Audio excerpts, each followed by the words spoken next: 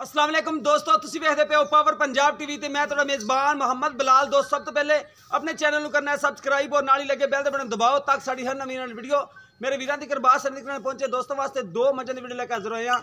ताज़ा सूइयां ने, एक दूसरा सुबह सूई है, एक पहला सूई है, दोनों के पिछे कट्टे ने कैमरामैन दिखाएगा। उस तो बाद गल्लां मालकां नाल होणगियां। ए देखो नंबर पहले ते शाह काली, अखां भी कालियां और कतरी कतरी सेरे, लम्मी बूथी, कन्नां दे विच पशम है, सुथरी माशाल्लाह मझ है, कद चंगा है, तुनी कोड़ी कोणी, खुर देखो बिल्कुल पतले और माशाल्लाह एक कड्डी दी, पुट्ठा चौड़ा है, दोम बरीक है, हवाना माशाल्लाह बड़ा प्यारा है और पूरी मुठ मुठ का थान लग गया है, फिट फिट बाहर है। मैं देखो माशाल्लाह पूरी गिट गिट दी विरलते और मुठ पर थान है, सोहना माशाल्लाह मझ दा चड्डा है। कैमरे की नज़र हर एक चीज़ तसली नाल दिखावांगे। छोटी वक्खी दी है, हवाना माशाल्लाह बड़ा खूबसूरत है और थना दे विच विरल पूरी है, पूरा मोट मोट का थन, गल्लां नाल नहीं कह रहा है, कैमरे दिखा रहे हैं और कद चंगा है। इनू भाई टोरो देखो, तुनी कोणी, कौड़ी भी कोणी, हर एक चीज़ तसली नाल दिखाते पे हैं और माशाल्लाह ओरिजिनल दूसरा सुआ, कोई तीसरा नहीं दी।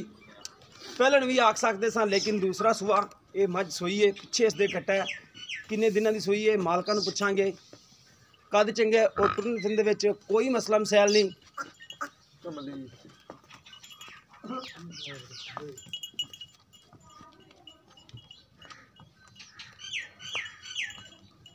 देखो जी माशाल्लाह टोर के कराइए तसली, सोहना हवाना है माशाल्लाह मझ दा, खुड्डा चौड़ा है और हड्डी एक के, पुट्ठा चकमा है, तालू पुट्ठा नहीं दा। देखो माशाल्लाह कैमरे दिखा रहे हैं, सुथरी है जिनी है माशाल्लाह। बाकी मुल मालकां कोलों पुछांगे कि किन्ना करदे ने, प्यार मुहब्बत भी करावांगे और मकूल मुल करावांगे। नंबर दूसरे ते पहलन छोटी, मूँह चौगी है, मूँह च चार दांद, बग्गी मोछे, अक्खां सफैद चिट्टियां, मत्था बल्ला और माशाल्लाह सिंह इंदा कैमरे दी नज़र है, सोहना सिंह लग्या है। इंदी भी लम्मी बूथी है, कोई तुन्नी नहीं, कोई कोड़ी नहीं, खुर पिछले सफैद ने और हवाना माशाल्लाह थन, कैमरे की नज़र, हवाना माशाल्लाह बड़ा प्यारा और थना दे विच विरल बिल्कुल पूरी पई है, पूरी गिठ गिठ दी विरल पई है, हवाना बड़ा प्यारा माशाल्लाह मझ दा। इनू पईन छड़ के तसली करा दे जे माड़ी जी टोर के। हड्डी इस मझ दी भी एक के, मैं देखो और कद चंगा है, तुरन फिरन दे च कोई मसला मसैल नहीं। हवाना देखो माशाल्लाह बड़ा खूबसूरत है, हर एक चीज़ कैमरे की नज़र तसली करावांगे। अगे दोस्तों ने तसली कर लेनी है, जिहड़ी जिहड़ी चीज़ है हर एक चीज़ की तसली करा देंगे।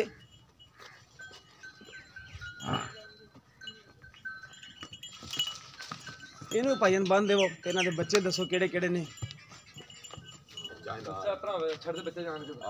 पहलन दा ठीक हो गया जी। ये किन्ने दिनों का? ये तकरीबन तो 8 ਤੋਂ 9 दिन ਦਾ ਜੀ। 8-9 दिन का। ये दूसरा सुबह जी पहले नंबर ते दिखाई है ये 10 दिन ਦਾ ਪਹਿਲਾਂ ਦੇ 10 दिन का ठीक हो गया। अच्छा भाईया ने जोड़े की कीमत इकट्ठी करनी है? ਇਹ ਜੋੜੇ ਦੀ ਕੀਮਤ ਇਕੱਠੀ ਕਰਨੀ, ਦੁੱਧ ਜਿਹੜਾ ਜਿਹਨੂੰ ਭਰਾ ਨੂੰ ਚੰਗੀ ਲੱਗੇ ਉਹ ਹੀ ਲੈ ਜਾ। ठीक हो गया जी। किन्ना किन्ना दुध देगा मजा को ਜਿਹੜੀ ਮੈਂ ਪੈੜਾ ਪਾਣਾ ਮੈਨੇ ਥੱਲੇ 13 ਲੀਟਰ ਦੁੱਧ, 2 टाइम का चवा सकते ਦੋ हो? ਟਾਈਮ ਦਾ ਚੋਵਾਂ ਨੇ 2 ਚੋਈਆਂ ਕਰੇ, ਕੋਈ ਭਰਾ 3 ਕਰੇ। ठीक हो, जिन्नी मर्जी चवाइयां कर सकता है। ਛੱਟਾ ਮਾਰੇ, ਪੁਹਾਰ ਮਾਰੇ, ਥਣ ਦੀ ਗਰੰਟੀ ਹੋਵੇਗੀ ਆਪਣੀ। ठीक हो गया, छट्टा फुआर नहीं हैगी, ਨਹੀਂ ਪਿੱਛੇ ਦੀ ਗਰੰਟੀ ਹੋਵੇਗੀ। जोड़ ਇਹਦੇ ਕੋਲ ਕਿੰਨਾ ਦੁੱਧ? ਇਹਦੇ ਥੱਲੇ 14 ਲੀਟਰ ਦੁੱਧ ਹੈ।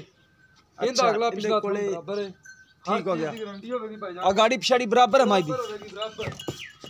ठीक हो गया जी। अगाड़ी पिछाड़ी माई दी बराबर है और थना दे विच कोई वादा घाटा नहीं। ਜ਼ਿੰਮੇਦਾਰ ਮੈਂ किन्ने आपा पैसे लेने ने मुहब्बत प्यार वाले मजा दे? ਜੋੜੇ ਦਾ 7 ਲੱਖ ਰੁਪਇਆ ਰੇਟ ਤੇ।